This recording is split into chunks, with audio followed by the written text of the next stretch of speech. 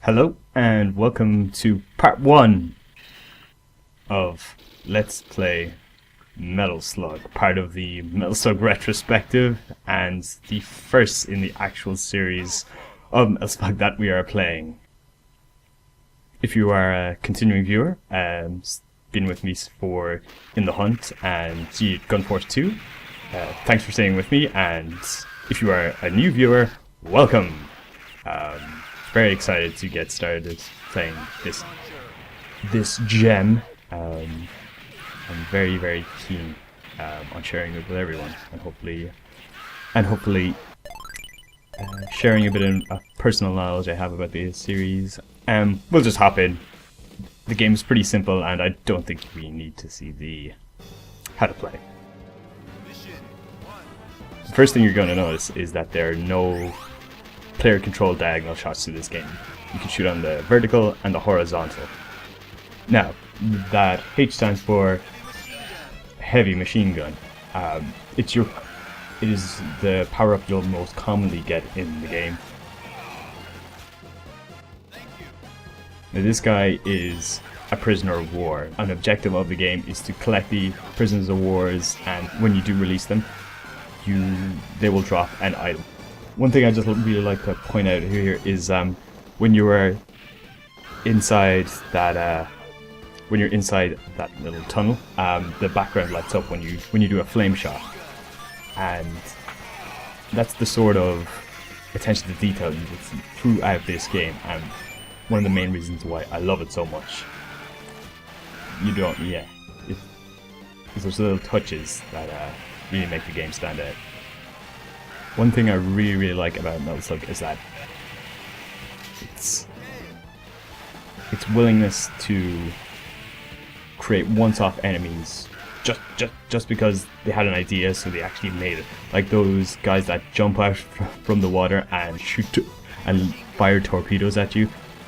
I'm pretty sure they don't show up in this game again, and so they show up for this section of this part of the game, and that's it. And I think that a good dedication to variety and keep the player interested and just give them new stuff to like just grab them and get the quarters out of them. And here we are in the titular vehicle, the Metal Slug. Multi-directional shooting, controlled by the direction where you move. You'll see that sort of environmental action happen a lot throughout the game, like just kind of non-player controlled events interacting with the scenery and then feeding back to the player.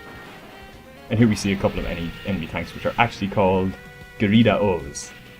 If you hold down and press the cannon or grenade button, you will actually shoot your own grenades from the top of the Metal Slug, and the cannon and grenade ammo is separate. Here there is a couple of prisoner of wars just hidden above. I really do love the water effects you can see throughout this level. It's really pretty, very detailed. And here is the first end of level boss of the game, the Tetsuyuki, a sort of seaplane that I assume crash landed and has been converted into a base for the Morden forces.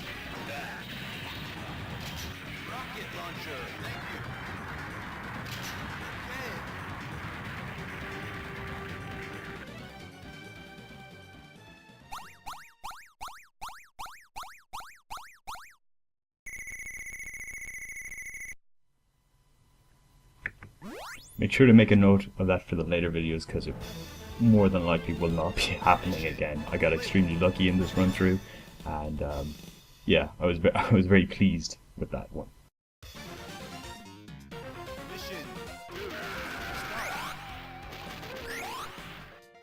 Again, we just see some more environmental stuff. This level has a lot of environmental interactivity, which is probably one of my more preferred levels. I just kind of like the motif. I like the Central European feel, like Germanic feel of everything. Yeah, this is quite possibly the cutest crouch and walk animation of any game ever made.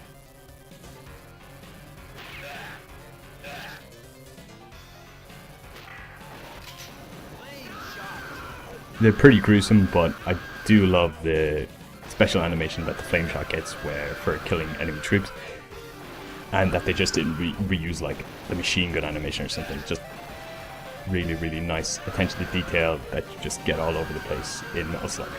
Another example of just pointless, completely pointless, but just it's great. You just don't really see it. You just don't see that sort of level of detail in other arcade games. Here's the second type of tank, the Bullchan.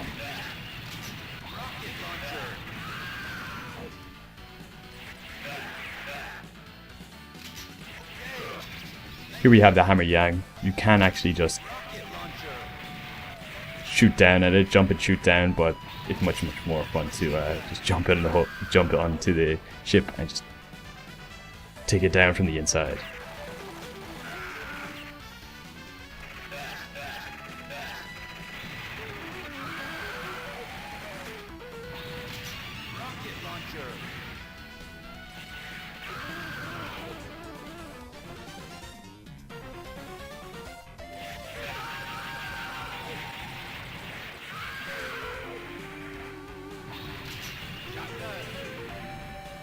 The shotgun is probably my favorite weapon of Metal Slug 1.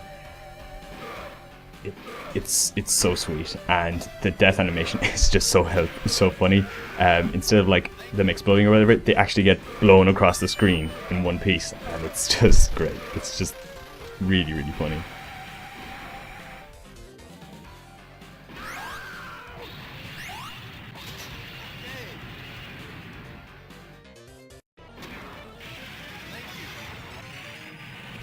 And here we have the first mid-level boss, mini-boss, the Mini Bata.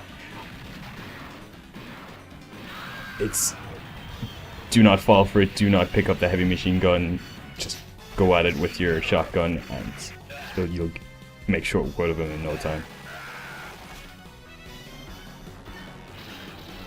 And here we have just kind of a rousing surge of driving up on rooftops, rescuing heroes, have all this action in the background. Really, like, just picture of houses, but they're really nice pictures of houses. And there we see our first glimpse of General Morden flying in the Hairbuster Ribberts, which is probably the best name for anything ever.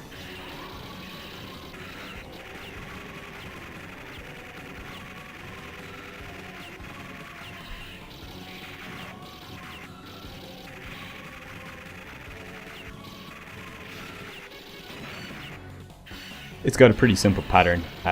It will shoot those missiles, and then either a grenade throwing soldier or that rocket firing soldier will pop out, and eventually Morden himself will come out and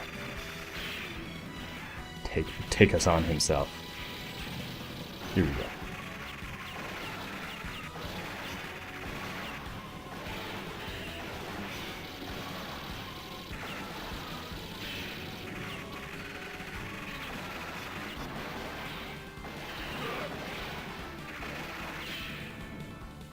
When you lose your Metal Slug, you can take 3 shots in your Metal Slug. After that, it will self-destruct, causing a blast that damages enemies. And that dastardly Morden gets saved by that pilot, but we will see him again. Okay, that is Section 1, Stage 1 and 2 of Metal Slug 1. Stay with me for Mission 3 and 4, and see you soon.